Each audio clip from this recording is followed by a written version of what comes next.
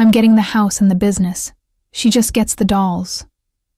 Sebastian's voice echoed through the lawyer's office with such smug satisfaction that I wanted to throw something at his perfectly styled head. The entire family erupted in laughter, as if my inheritance was some kind of elaborate joke. I sat there in my simple black dress, watching my brother bask in their approval while they dismissed everything I had worked for over the past decade. My name is Anna Wells, and I'm 32 years old. For the last 10 years, I've been the backbone of our family's construction company, Timbermere Brewing, in Portland, Oregon. While Sebastian partied his way through college and then spent his 20s traveling the world on daddy's dime, I was pulling 80-hour weeks, managing contracts, dealing with suppliers, and making sure our workers got paid on time. But apparently, none of that mattered to anyone sitting in this mahogany-paneled office. Anna always was Daddy's little princess with her dollhouse collection, my Aunt Patricia chimed in, dabbing at her eyes with a tissue that hadn't seen a single tear. At least Sebastian understands business. I bit my tongue so hard I tasted blood. Sebastian understanding business? The man who had never set foot on a construction site, who couldn't tell a 2x4 from a steel beam, who thought profit margins were something you wrote in the edges of a notebook. But I kept my expression neutral, my hands folded in my lap, because I had learned long ago that defending myself to this family was like trying to reason with a pack of wolves. "Well," Sebastian continued, straightening his expensive tie, "I suppose Anna can keep playing with her toys while I handle the real responsibilities. Father always said the business needed strong leadership." The lawyer, Mr. Harrison, cleared his throat softly. He was an elderly man with kind eyes who had known our family for decades. Something in his expression made me sit up straighter, a flicker of anticipation dancing in my chest. "Actually," Mr. Harrison said, his voice cutting through their laughter like a knife through butter, "the company was never in his name." The room fell silent so quickly that I could hear the air conditioning humming in the vents. Sebastian's face went from triumphant to confused in the span of a heartbeat, and I felt something warm and dangerous spreading through my chest. After years of being dismissed, overlooked, and treated like the family disappointment, something told me that the tables were about to turn in a way that none of them could possibly imagine. Growing up as the youngest child in the Wells family meant learning early that my opinions didn't matter much. My father, Thomas Wells, was a bear of a man who had built his construction company from nothing, starting with a single truck and a handful of tools. My mother, Caroline, had passed away when I was 12, leaving me to navigate the testosterone-heavy world of construction sites and business meetings without much guidance. Sebastian, being 5 years older and the golden boy, was always destined for greatness in everyone's eyes. He played football in high school, dated the homecoming queen, and sailed through business school with average grades that everyone pretended were excellent. Meanwhile, I spent my teenage years at construction sites, learning the difference between various types of concrete and understanding why foundation work mattered more than flashy finishes. "Anna's got a good head for numbers," my father used to tell people, as if mathematical ability was some cute party trick rather than a valuable business skill. "She keeps me organized." But it was more than that, and deep down, I think he knew it. When Sebastian graduated college and announced he wanted to find himself through a year-long backpacking trip through Europe, I was the one who stepped up. When our biggest client threatened to cancel a $1 million contract because of communication breakdowns, I was the one who salvaged the relationship. When we nearly lost 3 key employees to a competitor, I restructured our benefits package and convinced them to stay. I had learned to read architectural blueprints, understand zoning laws, and negotiate with union representatives. I could walk onto any of our job sites and spot safety violations, quality issues, or scheduling problems within minutes. Sebastian, on the other hand, had visited exactly 2 construction sites in his entire life, and both times he had complained about getting his shoes dirty. "Sebastian will take over when I retire," my father would say at family gatherings, and everyone would nod approvingly. "He's got the Wells leadership gene." What they saw as leadership, I recognized as laziness disguised by charm. Sebastian could schmooze clients at fancy dinners, but he couldn't read a contract to save his life. He looked good in a suit and sounded confident when he talked about synergy and market positioning, but he had no idea what it actually cost to pour a foundation or frame a house. Still, I kept working. I kept solving problems, managing crises, and building relationships with our suppliers and subcontractors. I told myself that someday my contributions would be recognized, that the family would see how much I had sacrificed for the business we all claimed to love. Looking back now, sitting in that lawyer's office with everyone staring at Mr. Harrison in stunned silence, I realized that my father had seen it all along. The question was whether he had done something about it. The night my father died, 3 months before this moment in the lawyer's office, I was the one holding his hand in the hospital room. Sebastian was in Miami at some conference that was probably more vacation than business, and by the time he flew back, the funeral arrangements were already made. "You've been my right hand all these years," my father had whispered during one of his lucid moments in those final days. "You understand this business better than anyone." I had squeezed his hand and told him not to worry about work, that everything would be fine. But there was something in his eyes, a weight that seemed like he wanted to say more. He kept looking toward his briefcase in the corner of the room, the one that never left his side during business hours. "Anna," he had said, his voice so quiet I had to lean closer to hear him. "The dolls, your grandmother's collection, it's not just about sentiment." At the time, I thought he was talking about the emotional value of the antiques.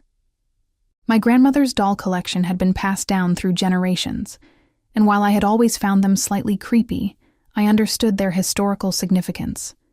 They were beautiful pieces, some dating back to the 1800s, crafted by artisans whose work was increasingly rare. But now, watching Mr. Harrison shuffle through his papers with deliberate precision, I began to wonder if there had been layers to my father's words that I hadn't understood. "The business ownership," Sebastian demanded, his voice cracking slightly. "What do you mean it was never in his name?" Mr. Harrison adjusted his glasses and pulled out a thick folder. "Your father transferred ownership of Timbermere Brewing to Anna 5 years ago. She has been the legal owner of the company since then, though the transition was kept confidential at Mr. Wells's request." The air in the room seemed to thicken. I could feel my heart pounding against my ribs, but I kept my expression carefully neutral. 5 years ago was when Sebastian had decided to spend 6 months in Thailand, exploring his spiritual side, while I was managing the largest contract in our company's history. "That's impossible," Sebastian said, but his voice lacked conviction. "I'm his son. I'm supposed to inherit the business. The will you're inheriting today pertains to Mr. Wells's personal assets," Mr. Harrison continued calmly. "The house, his personal investments, and various family heirlooms. The business has belonged to Anna since 2019. I finally allowed myself to smile, just a little. Around me, I could see the family exchanging confused glances, their earlier celebration curdling into uncertainty. Sebastian's face had gone pale, and for the first time in my adult life, he was looking at me with something that might have been respect. Or maybe it was fear. "This has to be some kind of mistake," Sebastian said, his voice rising with desperation. "Anna doesn't know anything about running a company. She's just the bookkeeper." The words hit me like a physical blow, but instead of anger, I felt something cold and calculating settle in my chest. After 10 years of being dismissed as just the bookkeeper, the moment of truth had finally arrived. I watched Sebastian's face cycle through disbelief, anger, and growing panic as the reality of his situation began to sink in. "I assure you there's no mistake," Mr. Harrison said, pulling out a legal document thick enough to use as a doorstop. "Miss Wells has been the sole owner and operator of Timbermere Brewing since September 15th, 2019. Your father made this transfer to protect the business from potential creditors and to ensure continuity of operations under experienced management." experienced management. The words tasted sweet in my mouth even though I hadn't spoken them. I had spent years listening to Sebastian talk over me in meetings, watching him take credit for projects I had managed from start to finish, and enduring his condescending explanations of business concepts I had mastered before he learned to balance a checkbook. "But I went to business school," Sebastian protested, as if his degree trumped my decade of actual experience. "I have an MBA from Portland State, with a 2.8 GPA, I said quietly, speaking for the first time since Mr. Harrison had dropped his bombshell. "In a program you took 5 years to complete because you kept taking semesters off to find yourself." The family turned to stare at me, as if I had suddenly sprouted wings. Aunt Patricia's mouth fell open, and my cousin Jake actually dropped his coffee cup. It clattered against the hardwood floor, but nobody moved to clean it up. "Anna," my stepmother Diane said sharply, "that's no way to talk to your brother." "You're right," I replied, standing up from my chair for the first time since we had entered the office. "I should probably use his proper title. Sebastian, as the owner of Timbermere Brewing, I want to formally thank you for your years of minimal contribution to our company's success." I could see Sebastian's hands shaking as he processed what I was saying. The golden boy who had always been handed everything was finally facing a reality where his charm and connections couldn't save him. "This is ridiculous," he said, but his voice lacked its usual confidence. "Father would never. He knew I was going to take over. We talked about it all the time." "You talked about it," I corrected. He listened. "There's a difference." Mr. Harrison cleared his throat diplomatically. "Perhaps I should explain the full scope of the business transfer. Miss Wells, your father was very thorough in his documentation. Would you like me to continue reading the details?" I nodded, settling back into my chair. For the first time in years, I felt like I was exactly where I belonged. Around me, the family sat in stunned silence, their earlier celebration forgotten as they struggled to understand how completely they had misread the situation. The transfer included all business assets, contracts, equipment, and intellectual property, Mr. Harrison continued. Miss Wells also assumed all business debts and obligations, which she has been managing successfully for the past 5 years. The company's value has increased by approximately 40% under her leadership.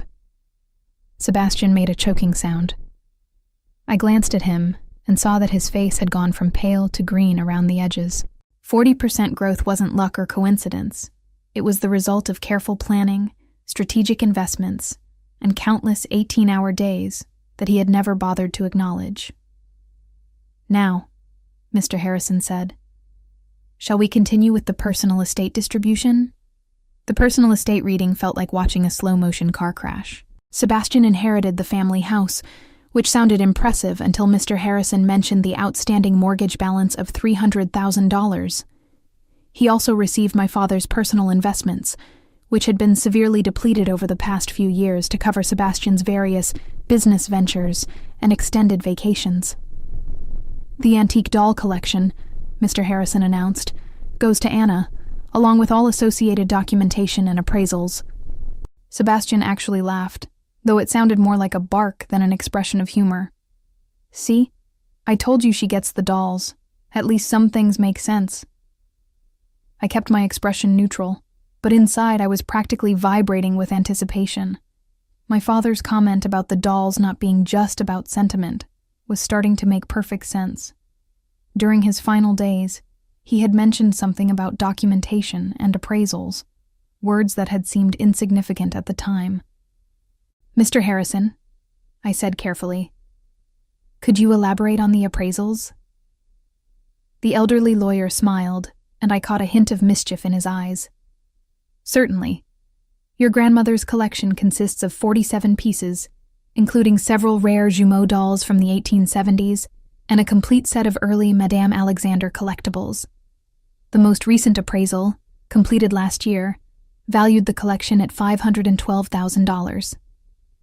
The silence that followed was so complete, I could hear someone's stomach growling. Sebastian's laughter died in his throat, and he stared at me with the expression of someone who had just realized he had been playing chess while everyone else was playing checkers. $500,000, Aunt Patricia whispered. For dolls?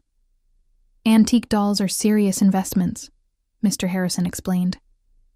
Miss Wells's great-grandmother began the collection in the 1920s, and each subsequent generation has added carefully selected pieces.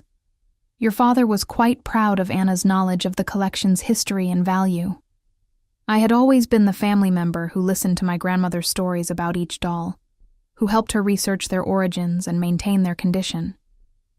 While Sebastian had been rolling his eyes and making jokes about creepy old toys, I had been learning about craftsmanship, historical significance, and market appreciation. So let me understand this, Sebastian said slowly, his voice tight with barely controlled panic. Anna gets a business worth millions plus $500,000 in antiques, and I get a house with a massive mortgage?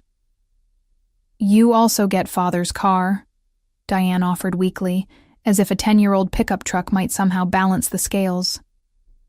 The Timbermere Brewing Company, Mr. Harrison added, consulting his notes, was appraised at $2.3 million as of last month.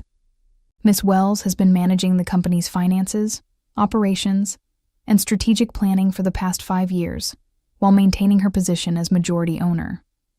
I watched Sebastian do the math in his head, his face cycling through various shades of realization and defeat.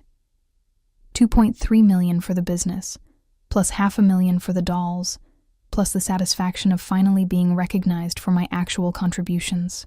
Meanwhile, he was looking at a house he couldn't afford to maintain, and a pickup truck that needed a new transmission. This can't be legal, he said desperately. There has to be something we can do. Anna tricked him somehow. Actually, I said, standing up again and smoothing down my skirt. I think it's time I explained exactly how this happened. 5 years ago, I began, enjoying the way everyone leaned forward despite themselves. Sebastian was in Thailand finding his spiritual center while I was managing the Patterson Heights development project. You remember that one, don't you, Sebastian? The $20 million contract that almost fell through because of permitting issues? Sebastian's eyes darted around the room, looking for support that wasn't coming. Everyone remembered the Patterson Heights project because it had been the biggest success story in our company's history. I spent 3 months working with city planners, environmental consultants, and zoning committees to resolve problems that could have cost us everything, I continued. While I was doing that, our lawyer discovered that one of our subcontractors was preparing to file a lawsuit that could have bankrupted us. Mr. Harrison nodded. Your father was facing potential personal liability that could have extended to his personal assets, including the family home. So he called me into his office, I said, remembering that conversation as clearly as if it had happened yesterday. He said he had been watching me handle increasingly complex responsibilities, and he wanted to protect both the business and the family. The solution was to transfer ownership to someone who actually understood the company's operations. But why didn't he tell us? Diane asked, though her voice lacked its earlier accusatory tone. Because he knew exactly how you would react, I replied. The same way you're reacting now, with shock that Anna could possibly be capable of running something more complicated than a lemonade stand. Sebastian finally found his voice again. This is insane. You can't just give away a multi-million-dollar company without discussing it with the family. He didn't give it away, I said. And for the first time, I allowed some steel to creep into my voice.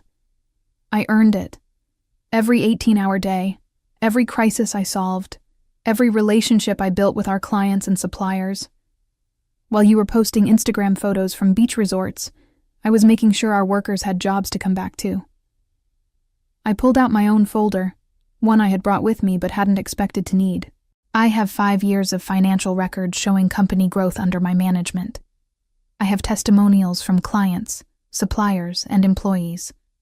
I have documentation of every major decision I've made and every problem I've solved. Mr. Harrison looked impressed. Your father mentioned you were thorough, but I didn't realize you had compiled such comprehensive records. I learned early that in this family, You need to document everything if you want anyone to believe you actually did it, I said, glancing meaningfully at Sebastian. Too many times I watched someone else take credit for my work. The room fell silent again, but this time it felt different. Instead of the shocked silence of people processing unexpected news, this was the uncomfortable quiet of people realizing they had been wrong about something fundamental. So what happens now?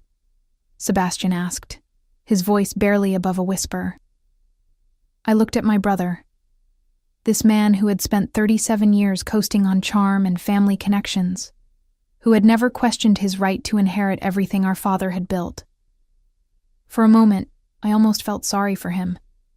Now, I said, you figure out how to make your own way in the world, just like I did. I gathered my papers and stood up, ready to leave the office where I had just officially become one of the wealthiest young women in Portland. But before I reached the door, I turned back one more time. Oh, and Sebastian, the business isn't hiring right now. The aftermath of the will reading was everything I had dreamed of and more. Sebastian stumbled out of Mr. Harrison's office looking like he had been hit by a freight train, while Aunt Patricia and Diane whispered furiously in the hallway about unfair surprises and ungrateful children. I walked past them all with my head held high, carrying the folder that contained 5 years of documentation, proving I had earned every penny of my inheritance. Anna, wait! Sebastian called after me as I reached the elevator. His voice had lost all its earlier arrogance, replaced by something that sounded almost like desperation. We need to talk about this. I turned to face him, noting how his expensive suit suddenly looked shabby and his perfect hair appeared disheveled. What exactly do you want to talk about, Sebastian? How you never once asked about my work. How you assumed you deserved to inherit a business you never bothered to understand. Or how you just spent the last hour insulting my intelligence in front of our entire family?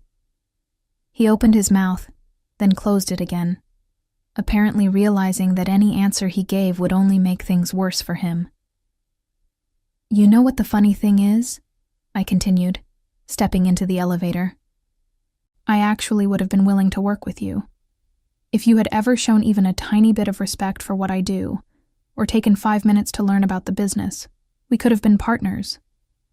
But you were too busy being handed everything to notice that someone else was doing all the work. The elevator doors started to close, and Sebastian made a half-hearted attempt to follow me, but I held up my hand. Don't, I said firmly. You made your choice a long time ago. You chose to treat me like I was invisible, like my contributions didn't matter. Now you get to live with the consequences. As the elevator descended, I caught a glimpse of Sebastian's reflection in the polished doors. He was standing alone in the hallway, surrounded by family members who were looking at him with the same mixture of disappointment and pity they had once reserved for me. 3 weeks later, I was sitting in my newly redecorated office at Timbermere Brewing headquarters, reviewing expansion plans that would have been impossible under Sebastian's expected leadership. The owner and chief executive officer nameplate on my desk still gave me a little thrill every time I saw it. My assistant knocked on the door. Miss Wells? There's a Sebastian Wells here to see you. He says he's your brother. I looked up from the architectural blueprint spread across my conference table. Through my office window, I could see our newest construction site, where we were building a sustainable housing development that would be featured in next month's Portland Business Journal.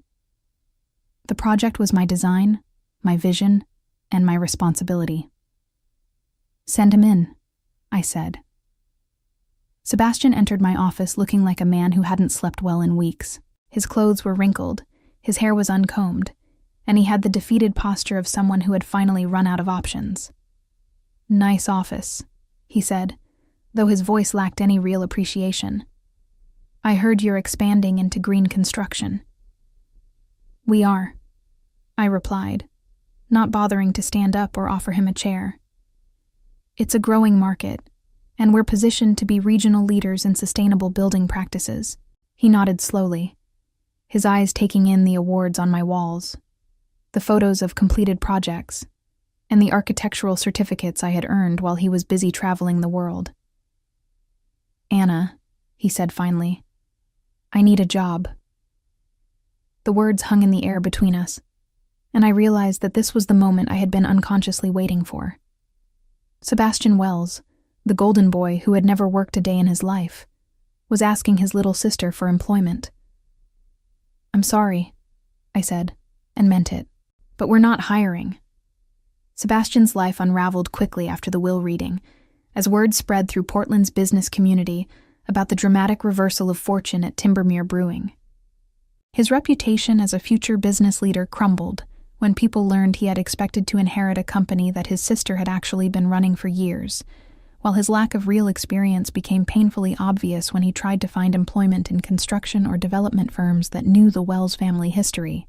The family house became a financial burden he couldn't manage, forcing him to take a job as a sales associate at a car dealership while struggling to make mortgage payments on a property he couldn't afford to maintain.